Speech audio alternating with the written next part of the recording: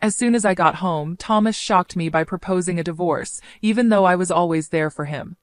I answered coolly, keeping my sentiments to myself, but I was determined to make him regret it. I'm not pleased with you, so let's get a divorce. I'll give the child to you in exchange for $900,000, he said. His flippant remark shocked me, but it was too late. He would now have to live with the results of his actions. Hello, everyone. My name is Linda. I'm a 26-year-old hotel receptionist. I got married to Thomas, my supervisor at work, last year. I quit my job and found out I was pregnant at the beginning of this year. I was congratulated by everyone as I left my cozy office. I've devoted my time to cleaning and taking care of our newborn baby ever since. Thomas was helpful during our chaotic first year of parenthood, despite our son's nighttime crying and difficulty consuming milk. But lately, Thomas's actions have unexpectedly shifted when it came to cleaning and childcare. He used to be proactive, but lately something didn't seem right. He would regularly talk about social gatherings at work and would frequently get home late, saying he didn't need meals. If he had been away on business, I might understand, but his regular absences were odd. It was a new trend that he was going to drinking parties after work. Thomas had never acted this way, not even after we had our kid. Thomas appeared abnormally sober when he returned home from a drinking party one evening in an unexpectedly upbeat mood. Welcome back, I responded. I've prepared a bath for you, I said. You usually can't handle alcohol, but you seem fine today, I observed. My remark seemed to have upset Thomas. Not the smell of booze, but the whiff of women's perfume hit me as I walked up to him. I noted Thomas and commented, Usually you come home and have a drink with appetizers. The sales manager wasn't seated next to me today, thus give up worrying about anything and just pay attention to housekeeping. People who lie frequently display their dishonesty in little ways, such as speaking more rapidly or using derogatory words. It seemed reasonable to me that Thomas was hiding something because of his harsh demeanor and his contemptuous remarks. His increasing participation in drinking parties and his frequent late-night returns were strange and frightening. Thomas came home extremely late one morning and headed for work without sleeping. In addition, I discovered that he left his phone on the couch. I was taken aback when Thomas returned for it, unsure whether to give it back to him. He grabbed his phone away with a disgusted expression when he saw me holding it. Why are you touching my phone without permission? He asked. I just found it and was deciding whether to return it, I retorted. I avoided looking inside, but my intuition that he had something on his phone that he didn't want me to view was verified by his furious response. I was aware that this could be the right time to confront him, but doing so now might cause the evidence about the other lady to be removed. I refrained from doing so, keeping my cool. I tried not to cry. I wouldn't stoop to such a despicable act. Thomas was trying to scare me, so he used a hard tone. He slammed his suitcase against the desk and started cursing, trying to show that he was in charge. I could have gone straight immediately if I had been alone, but I had to exercise caution because of our son. For now, I would put up with it and try to find out what Thomas had done wrong. I clenched my hands, trying not to get too angry. Our son woke up and started calling out for me from the other room, sensing my sorrow. His sobs mirrored my own agony and anguish. Shut him up already. Thomas startled me with his enraged yelling, and I recoiled at the sight of his clenched fist in a combative posture. When did our relationship start to fall apart this much? This kind of problem was unheard of when we first married. Upon closer inspection, maybe I was just oblivious to the warnings since the beginning of our marriage. Thomas's actions have always shown a certain aspect of himself. He had high standards for me. I had to do all the washing up, including scrubbing pots and cleaning up after every bathroom visit. I also had to make sure that the dishes were never piled up. It was my duty to clean the shoes whenever they were soiled. After we had our child, the quantity of housekeeping grew dramatically and eventually became unbearable. Thomas, who had been helpful at first, had now stopped. I frequently thought that I was cleaning the home more than a maid. My ideas of divorcing and moving out with our son grew stronger as I approached my breaking point. Then something changed after I had just put our kid to sleep one evening, perhaps 1 month into my study into Thomas's conduct. Thomas showed me a picture. It was a picture of him having a fun-filled day with friends from my previous employment. What are you doing leisurely outside while I'm at work? he asked. I was simply unwinding with some tea after doing the cleaning. What's the issue with that? I replied. Thomas said I was squandering family money since he didn't understand what I was doing. He didn't listen to my side and began to yell. The tension in the home increased as our son, who was meant to be sleeping, started to wail loudly. Stop talking. Put an end to that dreadful sobbing. Thomas attempted to scream at my kid, who was sobbing in the other room. I forcefully blocked my son's path in front of the entrance, determined to safeguard him. I was determined not to let him go, so I stared at him. Quit being in the way. No, I'm not moving, I answered.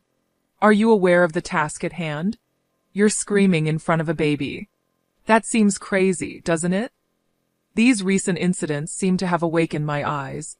I understood that staying with Thomas would not lead to a happy future for either of us. I wanted to get out right now. All I needed to do was find a job and save up some cash because I had enough proof to leave at this point. I needed to hunt for employment covertly so Thomas wouldn't find out, since I knew I couldn't raise my baby alone just yet. While I was thinking this, Thomas aggressively opened the door, pushed me away, and spoke in a chilly manner. Leave. I don't need a lady who can't respect her husband. Now pack up your belongings and get out. What are you saying? I objected. Don't say something irrational. Just leave, Thomas angrily said. You look awful. You have no right to respond after taking my money and spending it any way you choose. You are no longer useful to me. Grab the child and leave. Before shoving us out, Thomas yelled obscenities at me, aggressively shoved our son, who was wailing, and took my possessions. We were left abandoned on the streets in the quiet back alley late at night.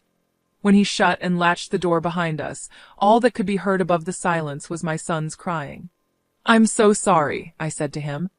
I sincerely apologize for my shortcomings as a parent. I apologize for this difficulty. I ran into a neighboring park, clutching my son close to keep him warm so that we wouldn't be observed by people. I apologized repeatedly and promised to keep him safe at all costs. I was going to get aid at the city hall or somewhere else when the light came up. It started to rain just when I thought things couldn't get much worse. I tried to protect my kid from the rain by holding him closely without using an umbrella or anything else.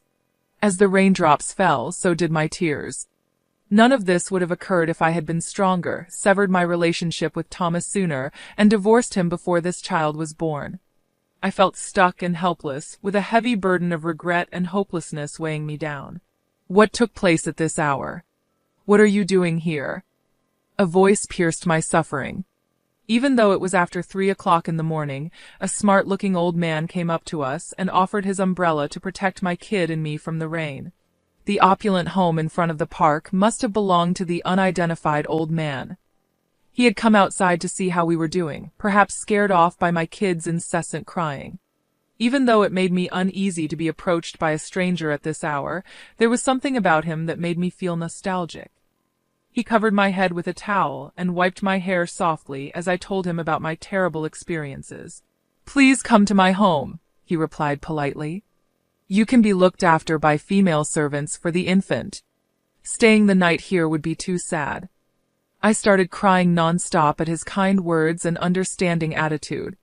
I chose to accept his offer, and with my crying son, I stepped into the house. I was about to discover a startling reality inside the elderly man's home. I was able to get a good night's sleep for the first time in a long time because of the attentive and loving care the servants gave my son. My phone had been ringing non-stop, a female servant told me when I woke up before midday. They had shown care for my sleep by not waking me. Thankful for their generosity, I looked at my phone history and saw many messages from Thomas. Presumably unable to handle breakfast on his own, he was calling for me to come back right away. His behavior demonstrated his uselessness, and I regretted ever having dealt with him. I didn't want to go back, but I knew that ignoring him and maybe calling the cops would make things worse. I decided to take matters into my own hands, so I picked up my son and left. After I got back, Thomas and I started fighting like crazy. Where the hell have you been? Thomas yelled, clearly angry. There is a mess in the house, no breakfast prepared, and you obstinately remained out until morning after such a pointless fight last night. What on earth have you been up to? despite wanting to respond. I'm right here, aren't I? I bit back my sarcasm and held my tongue. I said that the home had been shut against me and that there was no way I could have known about the absence of breakfast. If he felt bad about not being able to make breakfast for himself, he ought to have thought about the repercussions of his behavior that got me sent out. He had made fun of me a lot, but if he really was as intelligent as he claimed, he would have handled things differently. I pointed out the absurdity of his circumstance rather than allowing his comments to get to me. His temples jerked with clear irritation. I have had enough of this. I'm not able to continue with you, he said. Thomas abruptly grabbed a piece of paper from his room and banged it onto the table in the living room. It was a divorce decree with his signature and seal. He undoubtedly assumed that when I saw it, I would freak out and ask him to change his mind. However, I was not going to provide him that satisfaction. Taking my seal and a ballpoint pen from a neighboring shelf, I signed the form without thinking twice. Thomas raised an eyebrow in astonishment. He scoffed. Aren't you unusually obedient? Even if you don't have a job, parents, or anywhere to go, how will you proceed? His uneasiness did not equal his swagger. I saw the twitching at the corner of his mouth and the cold perspiration that was starting to build on his forehead. I hated him inwardly and his cunning methods. I hurriedly grabbed the last of my possessions, ignoring his insults. Still seeming to be unconcerned, Thomas struck his last blow. Being in your presence deprives me. Let's get a divorce. If you pay me $900,000, I'll give you the child. It was obvious that Thomas was trying to use money to control me and get me to react in an attempt to subjugate and control me. He was attempting to shake me and take advantage of my feelings. Thomas's attempts to put further limitations on me and carry on with his carefree way of life while I was struggling just strengthened my determination. I turned back with a knowing look on my face and said, "Is that all you wanted to say? By the end of the month, I will transfer the $9 million. Kindly take care of the formalities thereafter. Farewell." When I answered calmly and affirmatively, Thomas's face went pale and confused. He digested my offer with obvious amazement. He blustered about how impossible it would be to raise such money, but I was not going to let him rule me anymore. After the divorce was finalized, I sent him the sizable sum he had requested. I had proof of his affair, but I wanted more than just money back. I wanted to make sure he was held accountable for much more. After 2 weeks, when I woke up, my phone was full of urgent calls from Thomas. Now was the time for reckoning. Thomas phoned me back, but at first I didn't pick up. Upon answering the second call, I hung up right away. I intended to make him feel uneasy and upset his equilibrium. I knew that if I responded right away, he would remain composed and the discussion would go just how he wanted. I let him become angry on purpose, keeping him tense so he would lose his cool. My plan was bearing fruit, and I felt good about myself, like I was in charge of the circumstances. It was only when Thomas phoned back again that I answered. I responded, taking a drink of my coffee and leafing through a magazine. "You're as noisy as ever. Even if you're yelling, I can still hear you since I can change the sound level on my phone. What are your desires? You know I'm really busy. I'm raising my son and having a nice holiday right now." My calm and easy conversation showed that I was so happy that I thought my exchanges with Thomas were a waste of time. "You succeeded, didn't you? How did you get here?" Over the phone, Thomas's voice broke with frustration and despair. "What are you discussing?" I answered calmly. "I haven't taken any action." Thomas's passionate reaction just reinforced my presumptions. The truth was, I had stolen everything from him, including his family, his work, his money, and his wife. I had torn everything from him. "No. Only you have the ability to accomplish this. You liar. Give me everything back." He was screaming and crying in a really dramatic way, and I was laughing so hard inside. "Would you mind telling me what I did? I seem to have forgotten a lot lately." I pretended not to know. I sipped my coffee and thumbed through a magazine while maintaining a barely heard voice.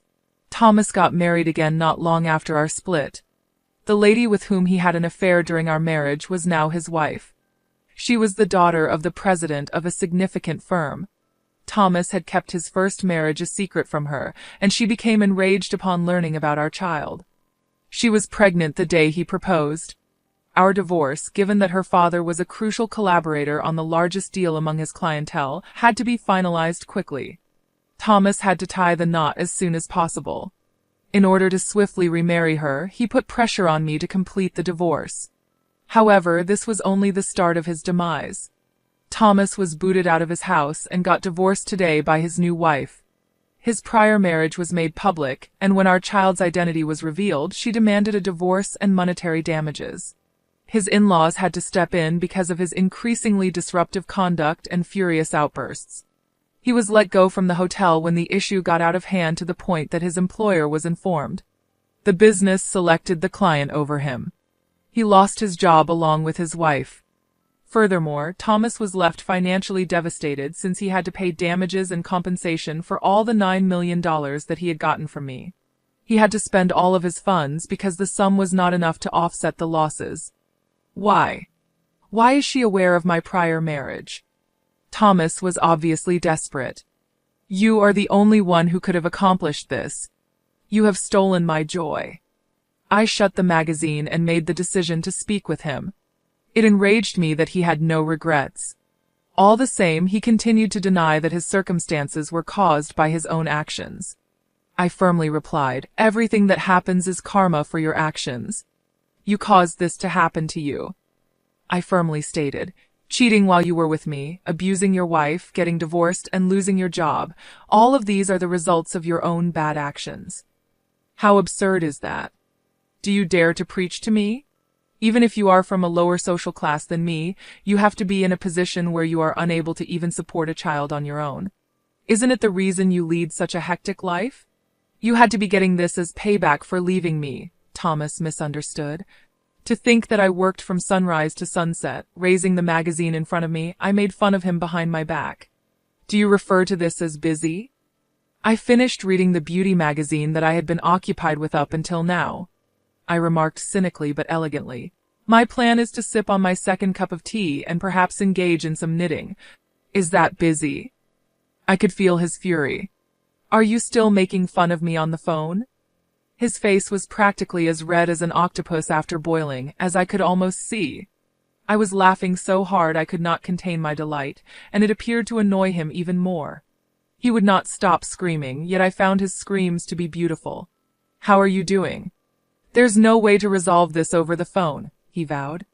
I'm coming to your house right now. You're welcome to come, but you'll be denied entry, I shot back.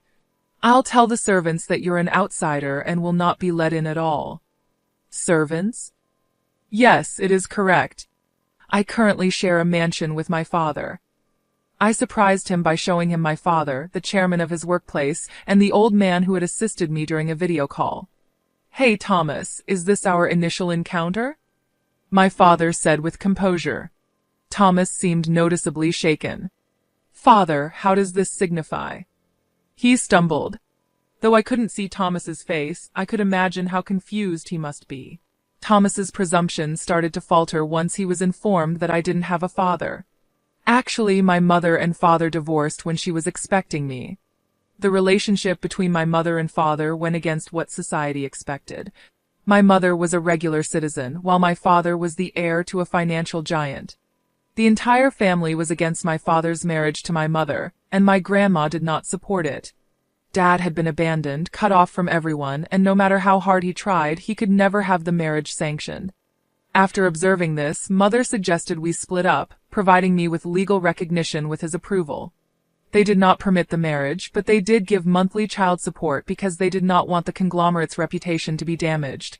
It has been a while since your mother died. I was told that she didn't exist in this world, even though I genuinely wanted to meet her. It would have been excessively harsh to inform a small child that her father was absent. Your mother requested me to take care of you when she died last year, and I have been keeping an eye on you from the shadows. He was actually astonished to find Linda standing outside the home, wet to the bone. Even though I knew you got married, since I had heard about it at the firm, my father said that day, were you under the chairman's care? Yes, I answered. When the rain got to us, my father came to our aid. My father put his hands softly on my back and comforted me while I gave Thomas a menacing look. You did say I had no financial standing, correct? How unfortunate. My father's business is now in my ownership, and its entire asset worth is $13 billion. I'm not a closed-minded person who gets worked up over $9 million. That is the entire narrative. I wasn't alarmed by the enormous $9 million that day because my father had offered it to us after lending a hand. The woman in the picture is my acquainted daughter. I'll ask the other partner to file for an immediate divorce after explaining the circumstances. They have to be kind individuals. I will get all of the money back for you, so don't worry about it. Linda, put our child and yourself first. He is the priceless heirloom your mother departed with. I promise not to let you feel sad. After hearing my father's comments, I immediately agreed to Thomas's divorce and sent the agreed-upon payment. We'd been playing with Thomas all along, and now at last he appeared to recognize how stupid he was. It's ridiculous that you believe you're intelligent, I snorted. He didn't say anything, looked cornered, and seemed dejected. Perhaps he just recognized that giving up was his only option. And so, our bitter argument with him came to an end, and Thomas never bothered us again. After a few years, my kids started primary school. I lived a happy life, both at work and in private, surrounded by my father and my child.